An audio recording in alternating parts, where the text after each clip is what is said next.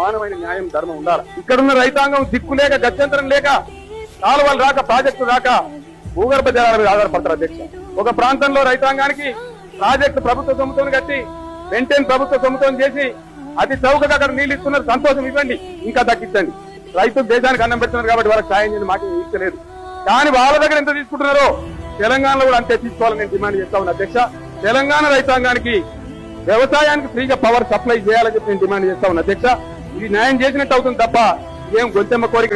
My demand is right demand. ఏ నాటికైనా సరే ఇదే ఓల్డ్ అప్పర్ కృష్ణా ప్రాజెక్టు నుంచి మహబూబ్ నగర్ కాలువలు రావాల్సిందే. తెలంగాణ ప్రజల వాళ్ళ న్యాయమైన హక్కు సాధించుకొని తీరుతారు అధ్యక్ష. ఇది చరిత్రలో జరగబోయే సత్యం, మీరు చూడబోతారు. హరిహర బ్రహ్మాదులు అడ్డమచ్చిన, ఈ తాత జేజమ్మలు అడ్డమచ్చిన, మీ కండ్ల ముందే పాలమూరు ప్రాజెక్టు కట్టి ఇక్కడ లక్షల ఎకరాల సాగులోకి తీసుకొచ్చి చూపిస్తాం.